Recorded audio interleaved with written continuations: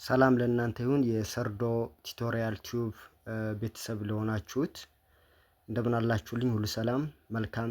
እንግዲህ በተለያዩ ቪዲዮዎች በአዲስ አበባ ከተማ አስተዳደር የተለያዩ ክፍለ ከተሞች የተዘጋጁ የስድስተኛ ክፍል የአማርኛ ቋንቋ ሞዴል ፈተናዎችን በተለያየ ጊዜ ከነሙሉ ማብራሪያው ሰርቼ አቅርቤላችኋለሁ። በዛሬው ቪዲዮ ደግሞ በአዲስ አበባ ከተማ አስተዳደር ትምህርት ቢሮ የ2017 ዓመተ ምህረት የስድስተኛ ክፍል የሁለተኛ መንፈቅ ዓመት የተዘጋጀውን የአማርኛ ቋንቋ ሞዴል ፈተናን አንድ በአንድ ሰራላችኋለሁ።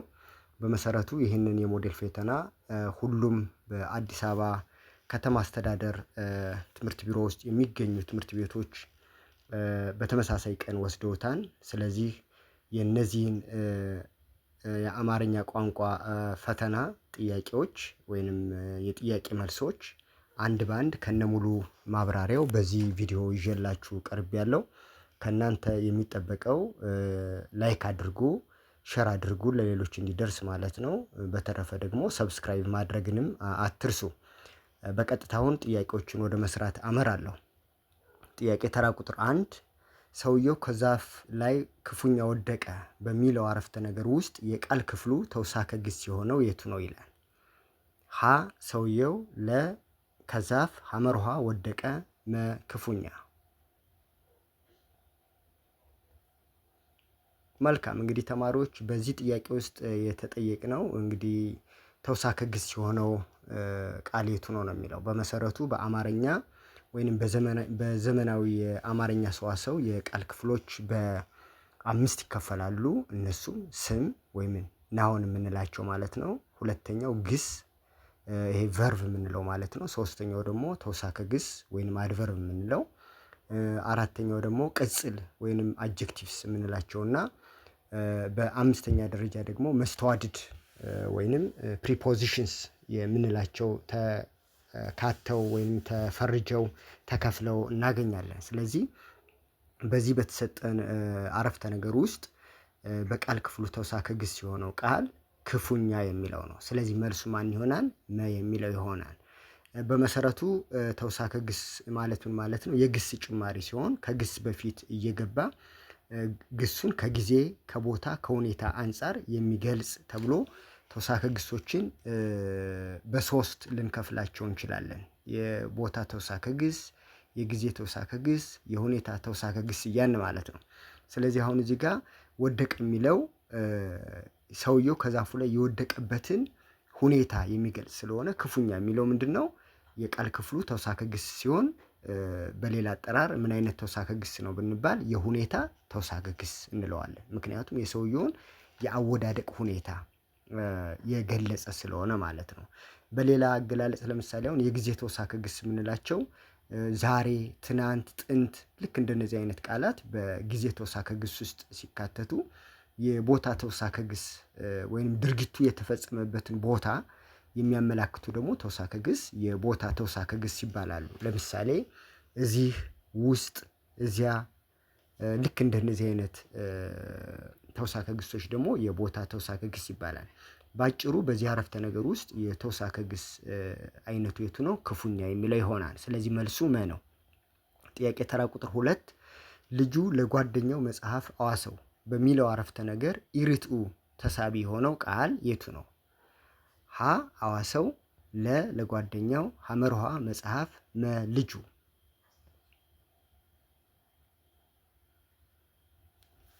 መልካም ተማሪዎች እንግዲህ አሁን ተሳቢ በሁለት ይከፈላል። በመሰረቱ ተሳቢ ማለት ድርጊቱ የሚያርፍበት ማለት ነው። ወይንም በአረፍተ ነገር ውስጥ ድርጊት ተቀባዩ አካል ምን ይባላል? ተሳቢ ይባላል። ስለዚህ ተሳቢ ደግሞ በሁለት ይከፈላል። እሱ ምንድነው? ርትኡ ተሳቢ ወይንም ቀጥተኛ ተሳቢ የምንለውና ኢርዕቱ ተሳቢ ወይንም ኢቀጥተኛ ተሳቢ ተብሎ በሁለት ይከፈላል። ስለዚህ ተሳቢዎች በስንት ይከፈላሉ ነው ያልነው? በሁለት። ርትኡ ቀጥተኛ ወይንም ድርጊቱ በቀጥታ የሚያርፍበት ወይም ድርጊቱን በቀጥታ የሚቀበለው አካል ርትኡ ወይም ቀጥተኛ ተሳቢ ሲባል፣ ኢርዕቱ ተሳቢ የምንለው ደግሞ ድርጊቱን በተዘዋዋሪ ወይንም ኢቀጥተኛ በሆነ መልኩ የሚያርፍበት እሱም ይባላል ኢርዕቱ ተሳቢ ይባላል ማለት ነው።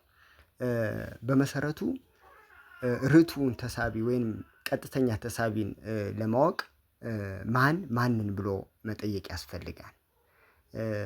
ለምሳሌ እዚህ ጋር እንመልከተው። ልጁ ለጓደኛው መጽሐፍ አዋሰው። በመሰረቱ ርቱዕ ተሳቢ ላይ በሚሉ ቃላት እንደነዚህ አይነት ቅጥያዎችን የሚወስድ ከሆነ ያ ርቱዕ ተሳቢ ነው፣ ወይንም ድርጊቱ በተዘዋዋሪ ያረፈበት አካል ማለት። ስለዚህ ልጁ ለጓደኛው መጽሐፍ አዋሰው በሚለው ላይ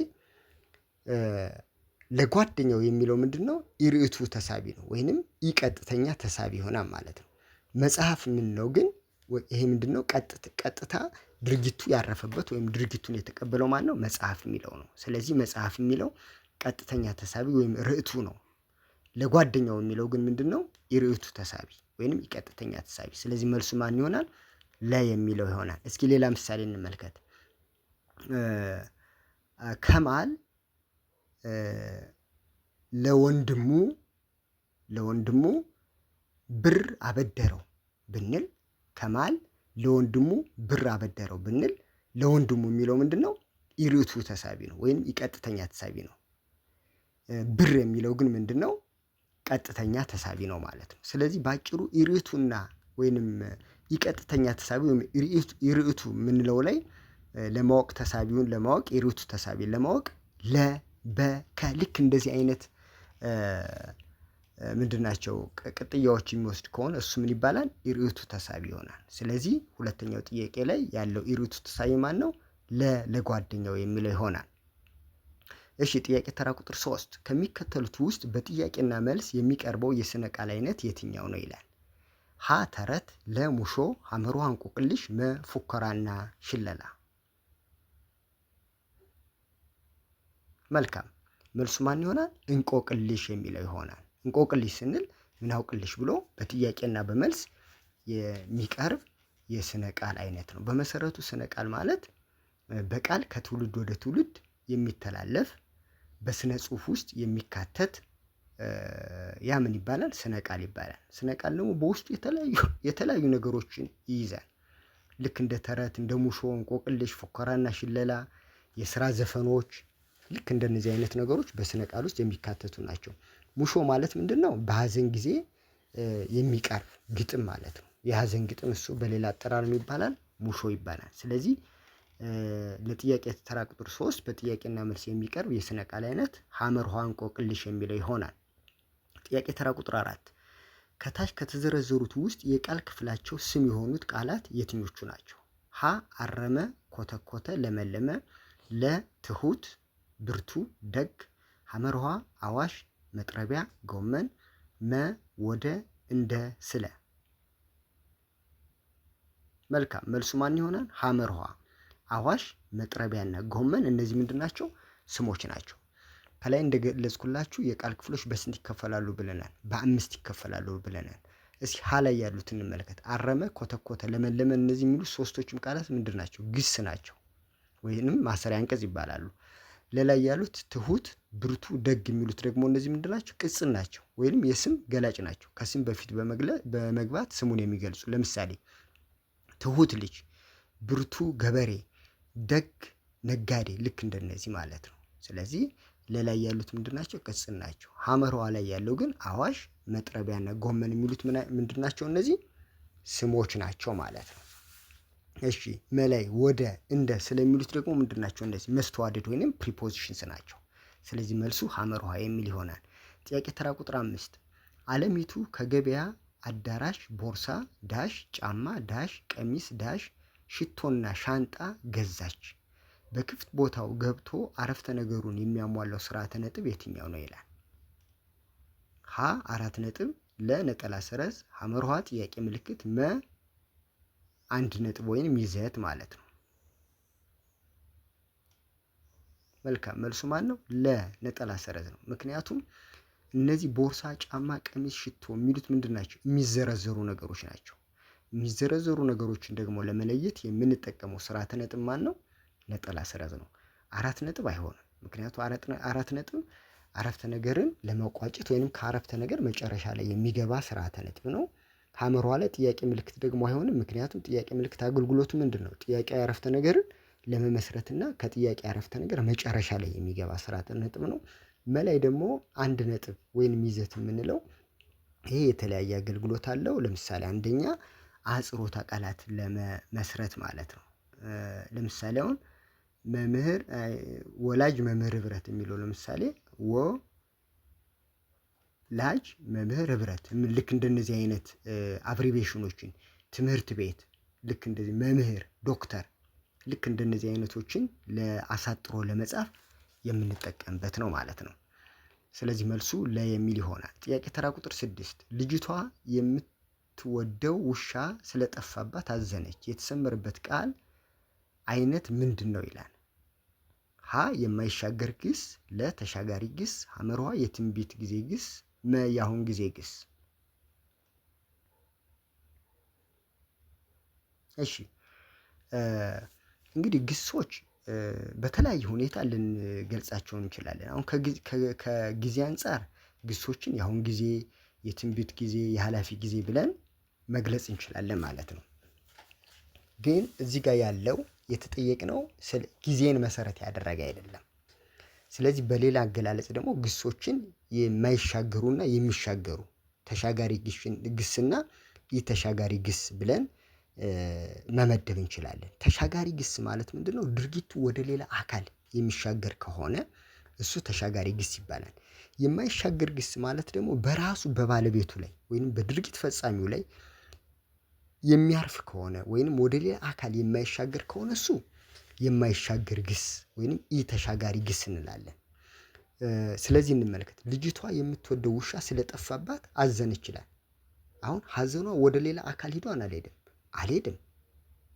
ልጅቷ ላይ ነው እዛ ያቆመው። ስለዚህ ምንድነው ይሄ?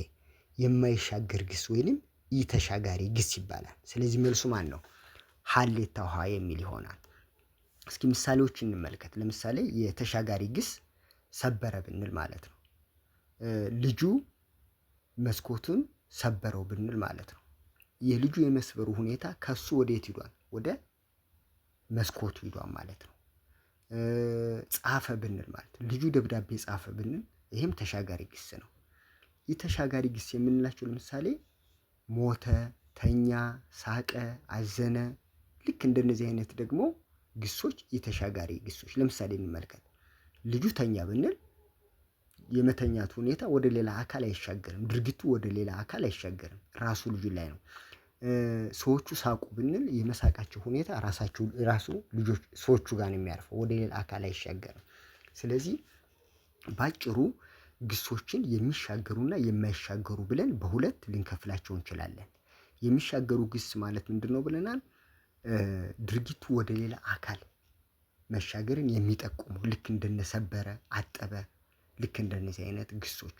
ነገር ግን ድርጊቱ በዛው በባለቤቱ ላይ የሚያርፍ ወይም በድርጊት ፈጻሚው ላይ የሚያርፍ ወደ ሌላ የማይሻገር ከሆነ ደግሞ እሱ የማይሻገር ግስ እንላለን። ልክ ሳቀ፣ ሞተ፣ ተኛ፣ ተደሰተ ልክ እንደነዚህ አይነት ቃላት። ባጭሩ የጥያቄ ተራ ቁጥር 6 መልሱ ማን ነው? ሀሌታ ውሃ የሚል ይሆናል። ጥሩ ተማሪዎች ከኔ ጋር ናችሁ? እሺ ወደ ጥያቄ ተራ ቁጥር 7 እንሄዳለን። ከወዳጆቻችሁ የሚለው ቃል ተተንትኖ ሲጻፍ ትክክል የሆነው የቱ ነው ይላል። ሀ ከወዳጆች አቸው፣ ለ ከወዳጆች አቸው፣ ሐመርኋ ከወዳጆች አቸው፣ መ ከወዳጆች ቻቸው።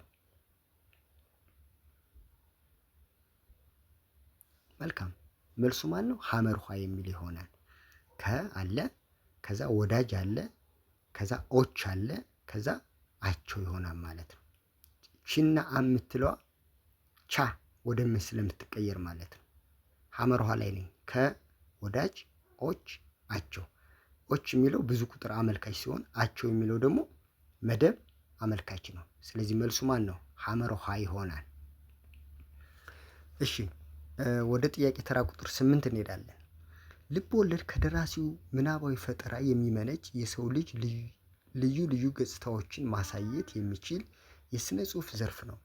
በመሆኑም ሕይወትን በተመሳስሎ ቀርጾ ማሳየት የሚችል በቁሙ ግን እውነት ያልሆነ ድርሰት ነው የሚለው ሀሳብ በየትኛው የአንቀጽ ማስፋፊያ ስልት የቀረበ ነው ይላል። ሀ በትረካ፣ ለ በገላጭ፣ ሐመሯ በአመዛዛኝ፣ መ በስዕላዊ።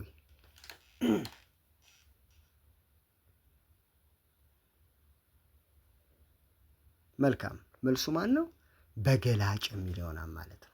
በገላጭ ትረካ አይሆንም። እንግዲህ ባጭሩ አንቀጽ ወይንም ድርሰት በዋነኛነት በአራት ይከፈላል። እነሱም ትረካ፣ ገላጭ ድርሰት፣ አመዛዛኝ ድርሰት እና ስዕላዊ ድርሰት የምንላቸው ማለት ነው።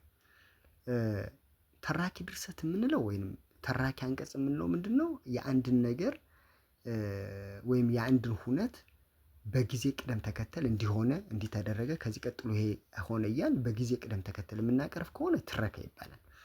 ገላጭ ድርሰት የምንለው ደግሞ የነገሮችን አሰራር ሊሆን ይችላል ወይም የነገሮችን ምንነት ሊሆን ይችላል እነሱን የሚገልጽ ከሆነ እሱ ገላጭ ድርሰት ይባላል።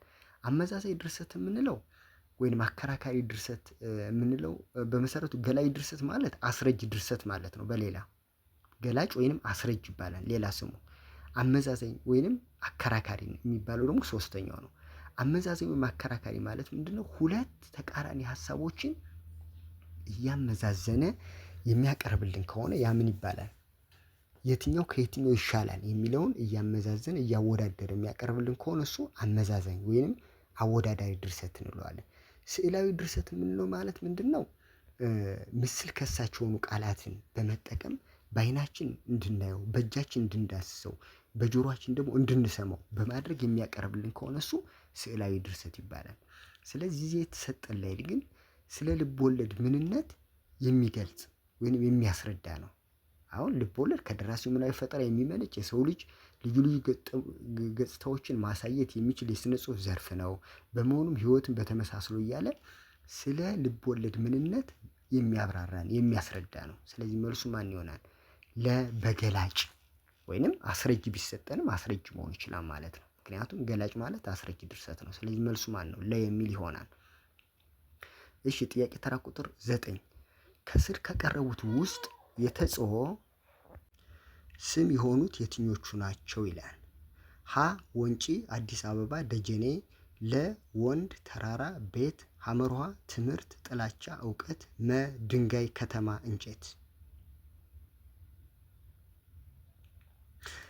እሺ ተማሪዎች እንግዲህ ስሞችን በተለያየ ሁኔታ መፈረጅ ይቻላል። ለምሳሌ የተጽኦ ስም ይባላል፣ የወል ስም ይባላል፣ የረቂቅ ስም ወይንም አብስትራክት ናውንስ የምንላቸው አሉ። ሌሎችም ስሞች አሉ። የተጽኦ ስም የምንላቸው እንግዲህ ምን ማለት ነው? የተጽኦ ስም ማለት ፕሮፐር ናውንስ የምንለው በእንግሊዘኛ ማለት ነው። ለአንድ ለተወሰነ አካል ወይም ለአንድ ለተወሰነ ቦታ ሊሆን ይችላል፣ አገር ሊሆን ይችላል። ልክ ለእንደዚህ አይነት የሰዎች መጠሪያ ሊሆን ይችላል። እንደነዚህ አይነት ስሞች የተጽኦ ስም ይባላሉ ማለት ነው። የወል ስም የምንላቸው ወይንም ኮመን ናውን የምንላቸው ግን የተለያዩ ነገሮች በአንድ ላይ የሚጠሩበት ያ ስም ምን ይባላል? ኮመን ናውን ይባላል። አብስትራክት ናውን የምንላቸው አሉ ወይንም የረቂቅ ስም የምንላቸው ማለት ነው። ልንዳስሳቸው አይምን በአይናችን ልናያቸው ማንችላቸው። ለምሳሌ ጨለማ ብንል፣ ፍቅር ብንል፣ ልክ ፍርሃት ብንል እንደነዚህ አይነት ምንድነው የሚባሉት? አብስትራክት ናውን ወይንም የረቂቅ ስም ይባላሉ። አሁን እዚህ ጋር የተሰጠን ግን የተጽኦ ስም የሆነው የቱ ነው ማለት? የተጽኦ ስም ምን ማለት ነው ብለናል?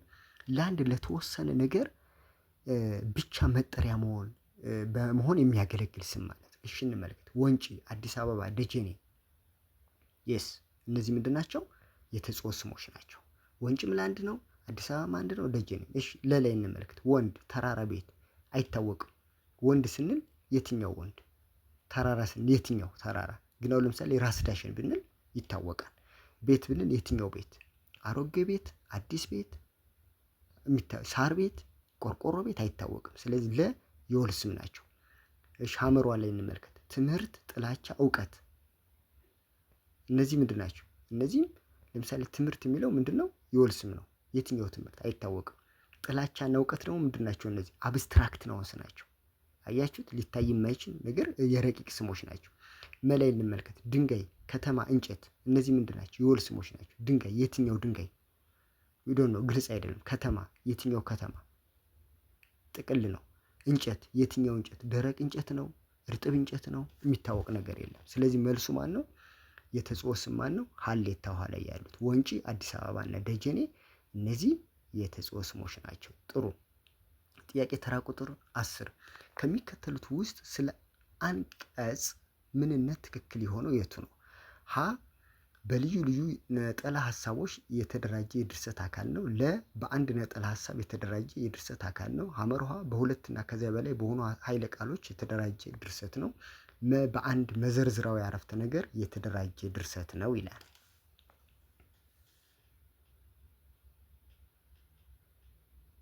መልካም መልሱ ማን ነው? ለ በአንድ ነጠላ ሀሳብ የተደራጀ የድርሰት አካል ነው ማለት ነው። ያ ምን ይባላል? አንቀጽ ይባላል። ሀን እንመልከት። በልዩ ልዩ ነጠላ ሀሳቦች የተደራጀ የድርሰት አካል ነው። እሺ ሐመሯ በሁለትና ከዚያ በላይ በሆኑ ኃይለ ቃሎች የተደራጀ ድርሰት ነው ይላል። ይህም ሊሆን አይችልም ማለት ነው። ምክንያቱም በአንድ ድርሰት ውስጥ ያለው ኃይለ ቃል ስንት ነው? አንድ። በመሰረቱ ድርሰት ሁለት ዋና ተዋቃሪ አካላት አሉት። እነሱም መዘርዝራዊ አረፍተ ነገርና ኃይለ ቃል ወይም መንደርደሪያ አረፍተ ነገር የምንለው ማለት ነው። ስለዚህ አንድ ድርሰት የተለያዩ መዘርዝራዊ አረፍተ ነገሮች ከአንድ በላይ የሆኑ መዘርዝራዊ አረፍተ ነገሮች ሊኖሩ ይችላሉ።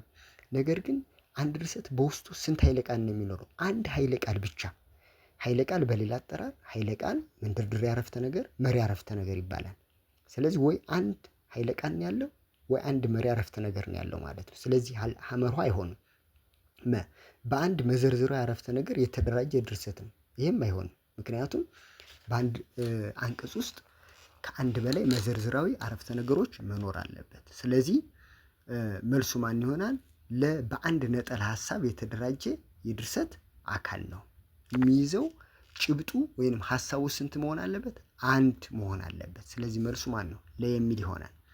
ጥያቄ ተራ ቁጥር 11 የዛሬ ዓመት በአሁኑ ዓመት ለጉብኝት ወደ ጃፓን እሄዳለሁ ለሚለው አረፍተ ነገር ተስማሚ የሆነው መሸጋገሪያ ቃል የትኛው ነው? ሀ ይሁን እንጂ፣ ለ ስለዚህ፣ ሐመርሃ ወይም መ ነገር ግን። መልካም መልሱ ማን ነው? ሐመርሃ። የዛሬ ዓመት ወይም በአሁኑ ዓመት ለጉብኝት ወደ ጃፓን እሄዳለሁ። ኦፕሽኖችን ነው፣ ሁለት ኦፕሽኖችን ይሄ ቲኦር ኮፊ እንደምንለው ማለት ነው። ቲኦር ኮፊ ነው የምንለው ቡና ወይንም ሻይ እንደምንለው። ስለዚህ መልሱ ማን ነው? ሐመርሃ የሚለው ትክክለኛው አያያዥ ቃል ነው። ጥያቄ ተራ ቁጥር 12 ከታች ከተዘረዘሩት ቃላት ውስጥ ቅጽል የሆነው የትኛው ነው? ሀ ርኅራኄ፣ ለ ዋልያ፣ ሐመርሃ አንበሳ፣ መ ዝሆን። መልካም መልሱ ማን ነው? ሀሌታዋ ርኅራኄ የሚለው ይሆናል። ዋልያ፣ አንበሳና ዝሆን ምንድን ናቸው? እነዚህ ስሞች ናቸው። ቅጽል ማለት ምን ማለት ነው? እንግዲህ ቅጽል በሌላ አጠራር በእንግሊዝኛ አጀክቲቭስ ወይም አጀክቲቭ የምንለው ነው።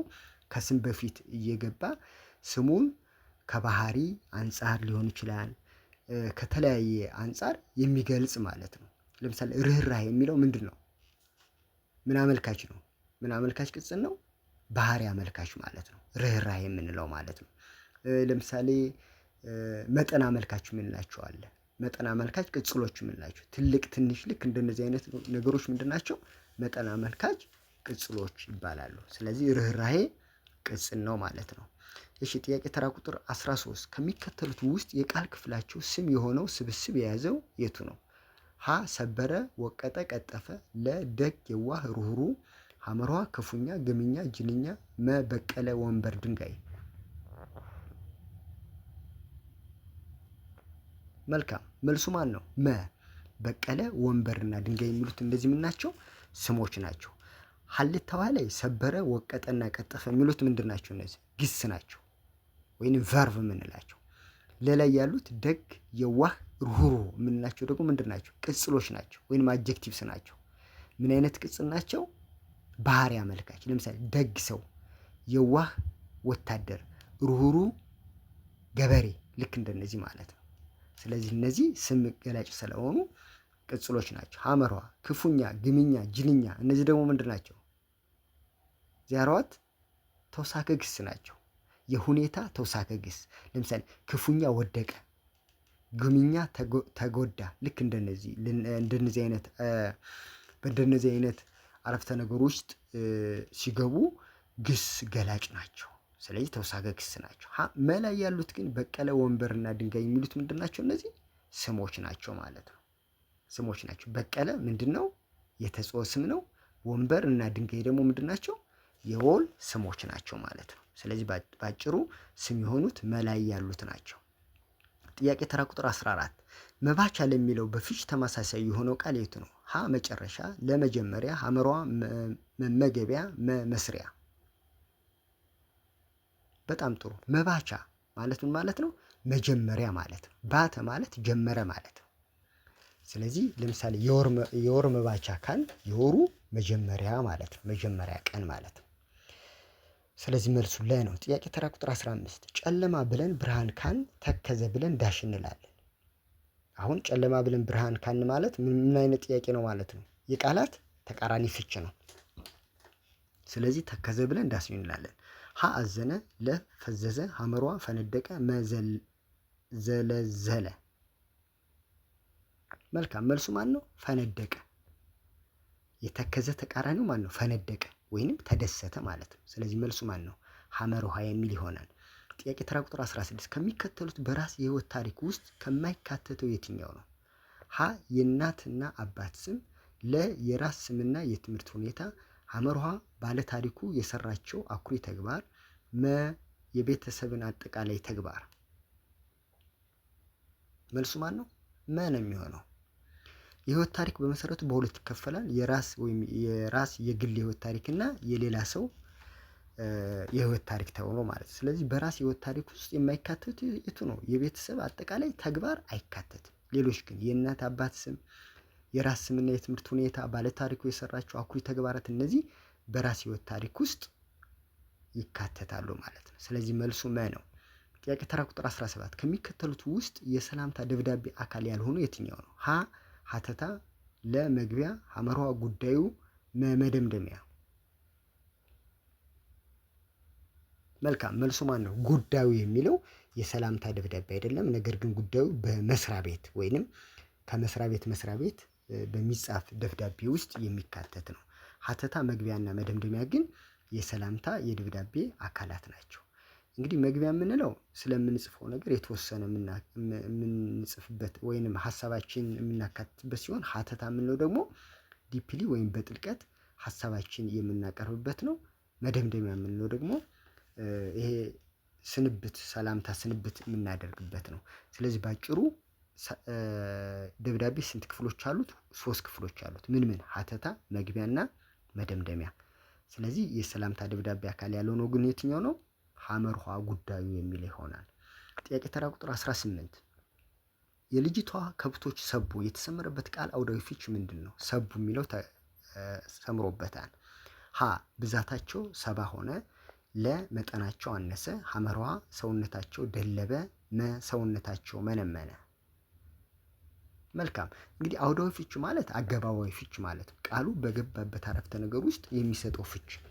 በመሰረቱ ቃላት በገቡበት አረፍተ ነገር ውስጥ የሚሰጡት ፍች ስንት ነው? አንድና አንድ ብቻ ነው። ስለዚህ የልጅቷ ከብቶች ሰቡ ማለት ምን ማለት ነው? ሰውነታቸው ደለበ ማለት ነው፣ ወይም ወፈሩ ማለት ነው። ስለዚህ መልሱ ሐመር ውሃ ነው።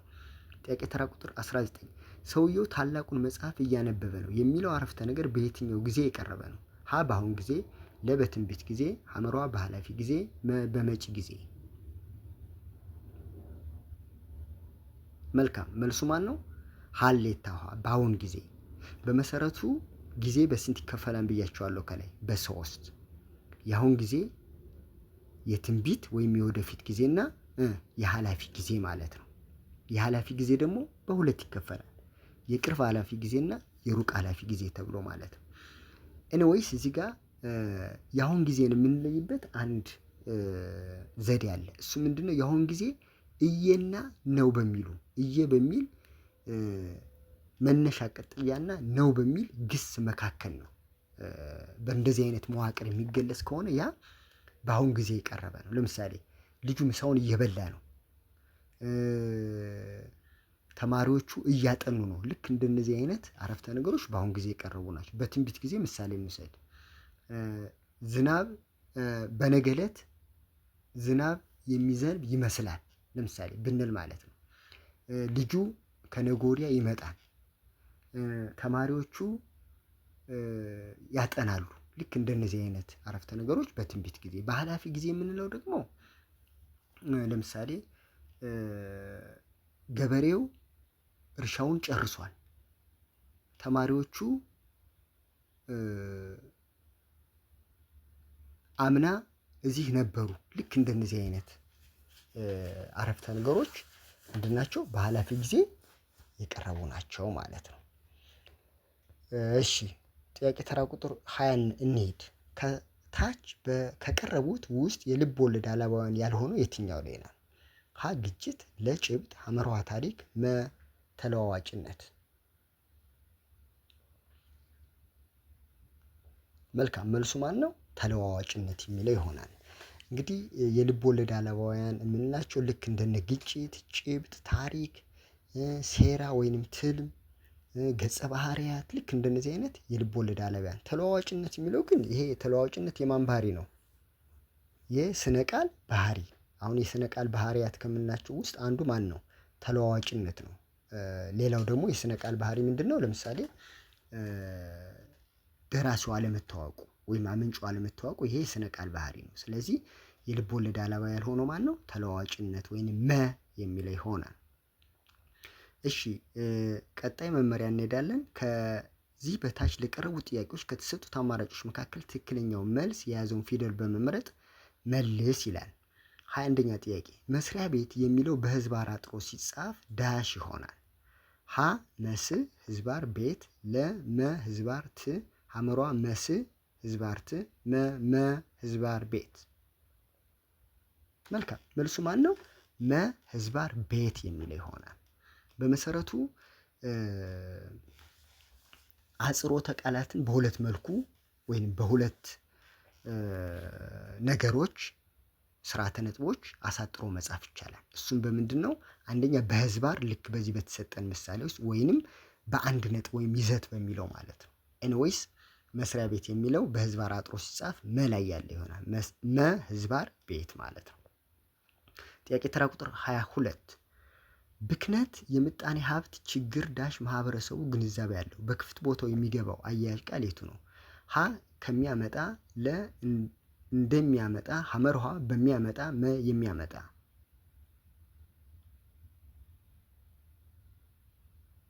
መልሱ ማን ነው? ለ ብክነት የምጣኔ ሀብት ችግር እንደሚያመጣ ማህበረሰቡ ግንዛቤ አለው የሚለው ትክክለኛው ቃል ነው። ሌሎቹ ግን በትክክል ሊያሟሉት አይችሉም። ስለዚህ መልሱ ለ ነው።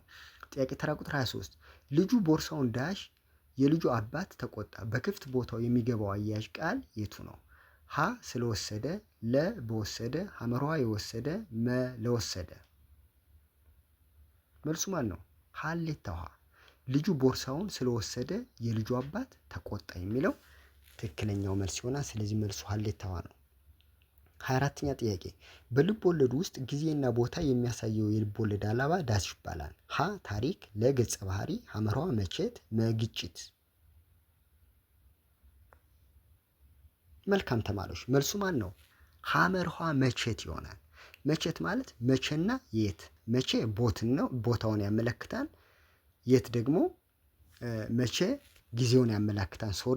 የት የሚለው ደግሞ ቦታውን ያመላክታል። መቼ የሚለው ጊዜና ቦታን የሚያሳይ የልብ ወለድ አላባ ነው። ስለዚህ መልሱ ሐመርኋ ነው። ታሪክ አይሆንም። ገጸ ባህሪ ደግሞ በልብ ወለድ ውስጥ የሚተርኩ ማለት ነው፣ የሚተውኑ እነዛ ገጸ ባህሪያት ይባላሉ። ግጭት ደግሞ በገጸ ባህሪያት መካከል ያለ አለመግባባት ወይም ፍጭት፣ እሱ ግጭት ነው። ስለዚህ መልሱ ማን ነው? ሐመርኋ መቼት የሚለው ይሆናል። ሌላው ደግሞ ሴራ ወይንም ትልም የሚባል አለ።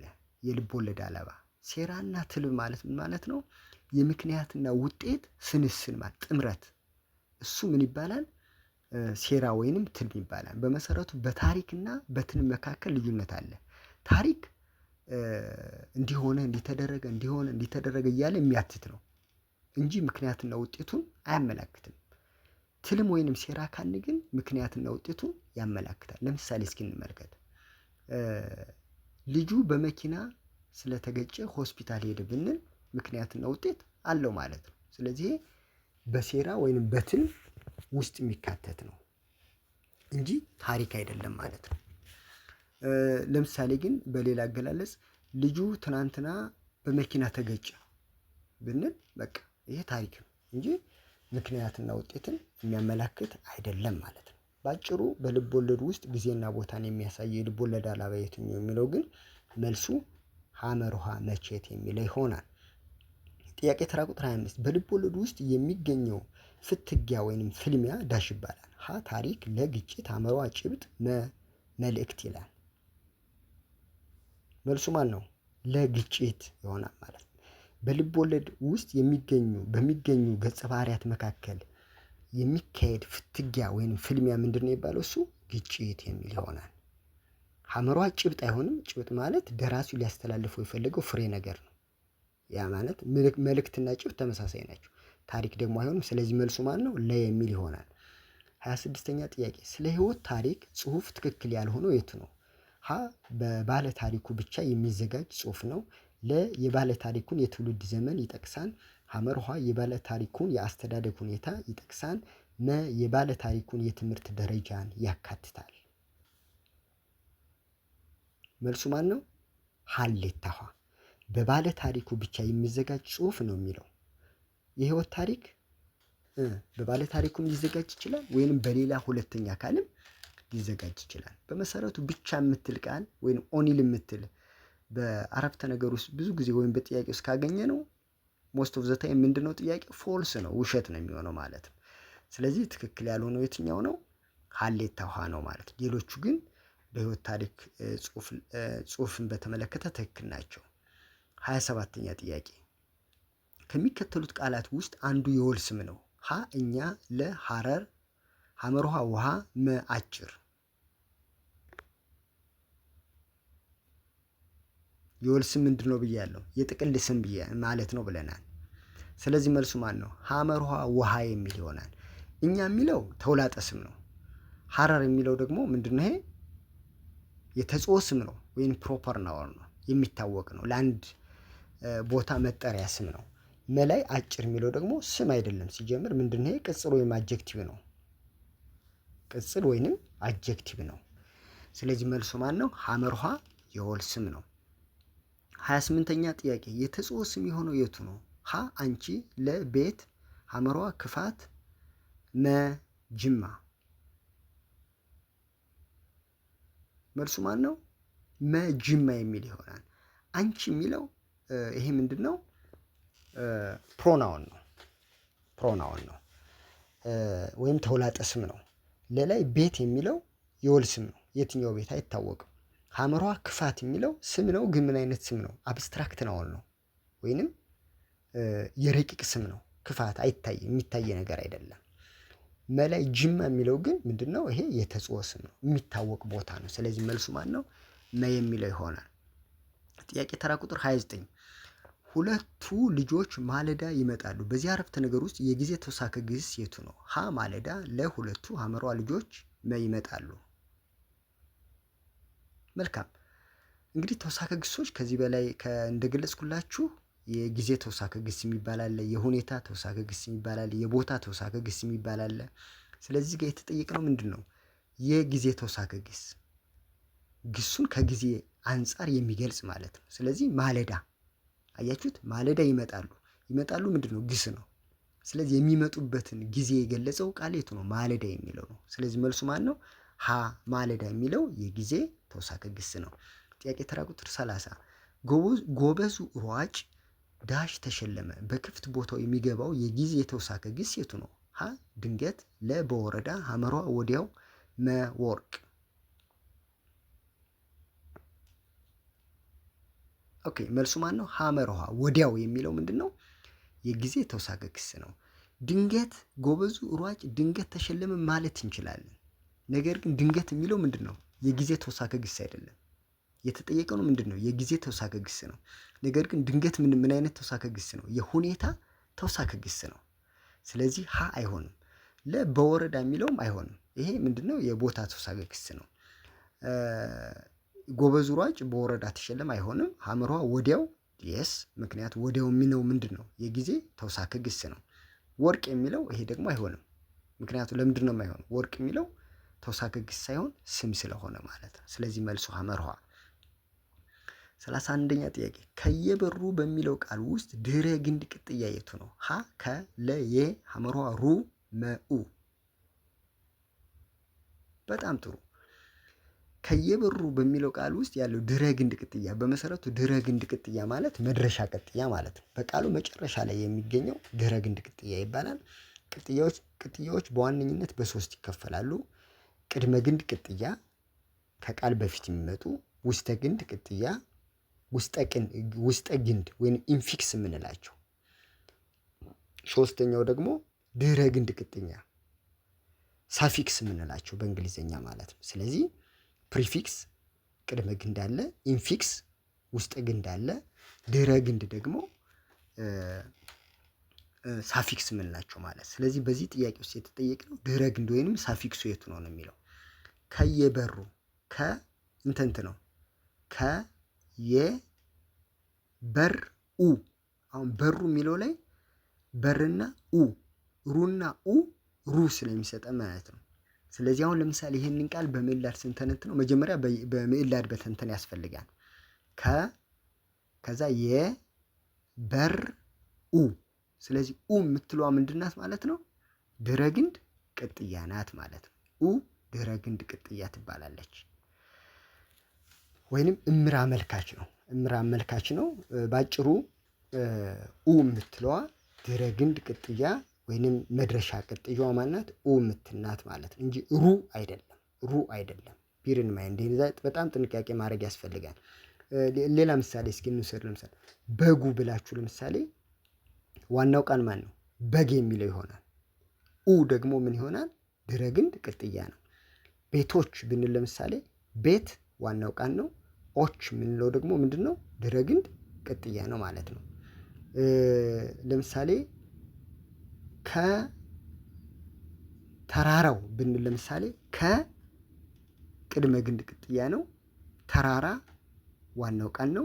ው የምንለው ደግሞ ድህረ ግንድ ቅጥያ ነው ማለት ነው። እስኪ ውስጠ ግንድ ቅጥያ እንመልከት። አጫጭር በሚለው ቃል ውስጥ ለምሳሌ አጫጭር በሚለው ውስጥ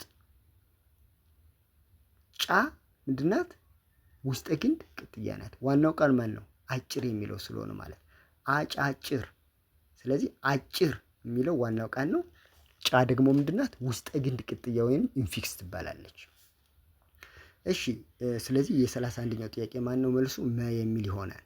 ጥያቄ ተራ ቁጥር 32 ፈይሳ በሰፈሩ ምስጉን ልጅ ነው። የተሰመረበት የሚተካው ተውላጠ ስም የቱ ነው? ሀ አንተ፣ ለ እሱ፣ ሐመርሃ እናንተ፣ መ እኔ። መልካም መልሱ ማን ነው? ለእሱ የሚል ይሆናል።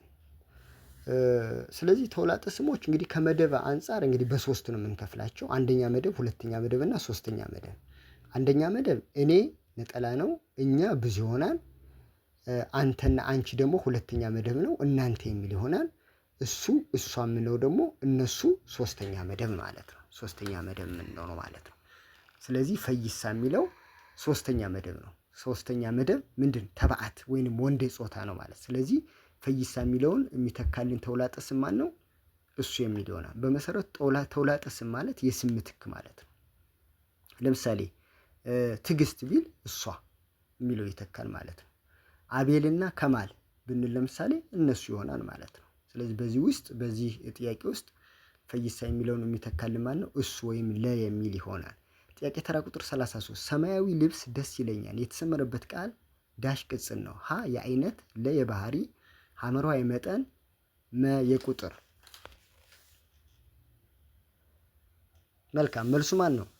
የአይነት የሚል ይሆናል ማለት ነው። ስለዚህ ቅጽሎች ከላይ እንደገለጽኩላችሁ የአይነት የምንላቸው አሉ። ለምሳሌ ሰማያዊ፣ ነጭ፣ ቢጫ። የባህሪ ደግ፣ ክፉ፣ የዋህ ልክ እንደነዚህ አይነት የባህሪ ቅጽል ይባላሉ። የመጠን ለምሳሌ ትልቅ፣ ትንሽ የምንለው ማለት ነው። የቁጥር ደግሞ ብዙ፣ ጥቂት ልክ እንደዚህ ደግሞ የመጠን አመልካች ቅጽል እንላቸዋለን ማለት ነው። ስለዚህ መልሱ ማን ነው? ሀሌታ ሀ የአይነት የሚል ይሆናል። ቸር ሰው መሆን ጥሩ ነው። የተሰመረበት ቃል ዳሽ ቅጽል ነው። ሀ የአይነት፣ ለ የመጠን፣ ሐመርሃ የባህሪ፣ መ የቁጥር። መልሱ ማን ነው? የባህሪ። ቸር የሚለው ምንድን ነው? የሰውየውን አሁን ሰው የሚለው ምንድን ነው? እዚህ ጋር ስም ነው አይደል? ስለዚህ ከስም በፊት የሚገቡ ምንድን ናቸው ብለናል? ቅጽሎች ናቸው ስምን የሚገልጹ። ቸር ሰው፣ ደግ ሰው፣ ክፉ ሰው ልክ እንደነዚህ አይነት ማለት ነው። ስለዚህ ቸር የሚለው ምን አይነት የቅጽል አይነት ነው? የባህሪ የሰውየውን ባህሪ የሚገልጽ ነው ማለት ነው። የመጠን አይሆንም፣ የቁጥር አይሆንም ማለት የአይነትም አይደለም። እሺ ጥያቄ ተራ ቁጥር 35 ከሚከተሉት አረፍተ ነገሮች ውስጥ አንዱ የማይሻገር ግስ ነው። ሀ ልጁ በላ፣ ለ ልጁ መጣ፣ ሐመሯ ልጁ ጻፈ፣ መ ልጁ ተጫወተ።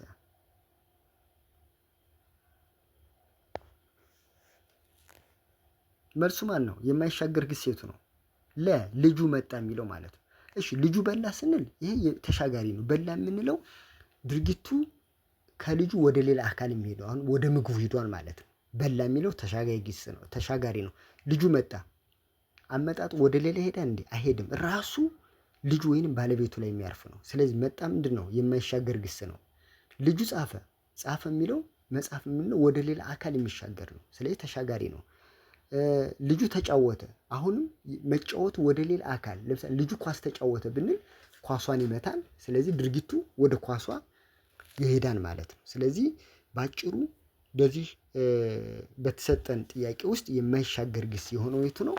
ለላይ ያለ ነው። ልጁ መጣ።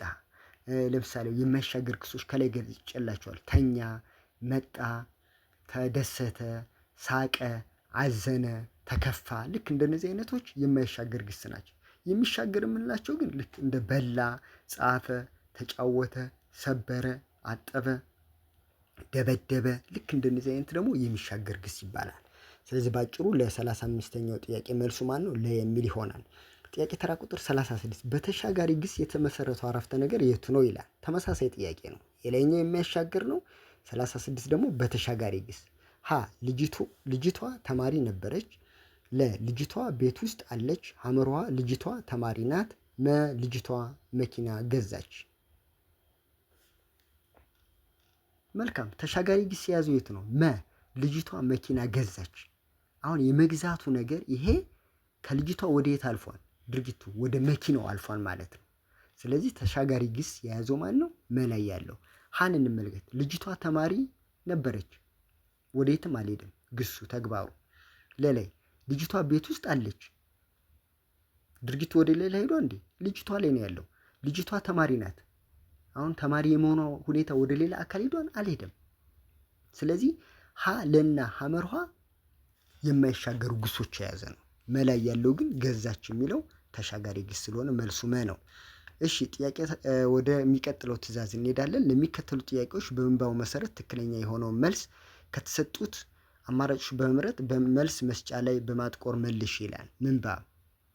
እሺ ላንብብላችሁ። ግንቦት ዘንቦ ሰኔን ሲያበራ ሰርዶ አራጋፊ እንደ ጨንጓራ በሬው ቀናበል ከጥጉ ድረስ አርሶ የበላ አለው የደስደስ በሰፊ ድግር በሹል ማረሻ ያደገን ቡሽ እንዴት እርሻ ስራ እንደ ኮሶ እየመረረው ጠቅልሎ መጉረስ ማን አስተማረው? በረጅም ወፈር ካልተወራጨ ሚቀምሰው የለም ካልተወራጩ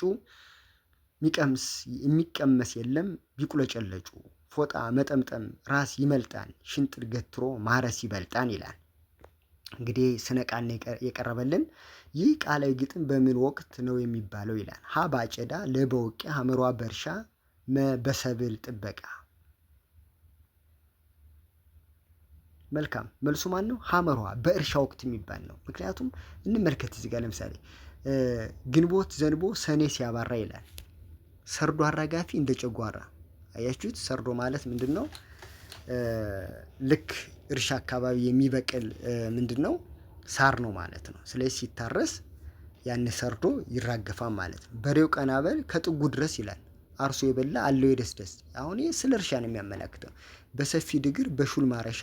አያችሁት? ሰፊ ድግርና ማረሻው ደግሞ ምንድን ሹል እያለ የሚያመላክቱ ቃላት ስላሉት ይሄ ምንድን ነው? በእርሻ ጊዜ የሚባል ቃላዊ ስነ ግጥም ነው። ስለዚህ መልሱ ሐመር ውሃ የሚል ይሆናል። ጥያቄ ተራ ቁጥር 38 ሽንጥን ገትሮ ሲል ምን ለማለት ነው ይላል። ሀ በርትቶ፣ ለደክሞ፣ ሐመሯ ሽንጥን ይዞ፣ መወገብን ይዞ።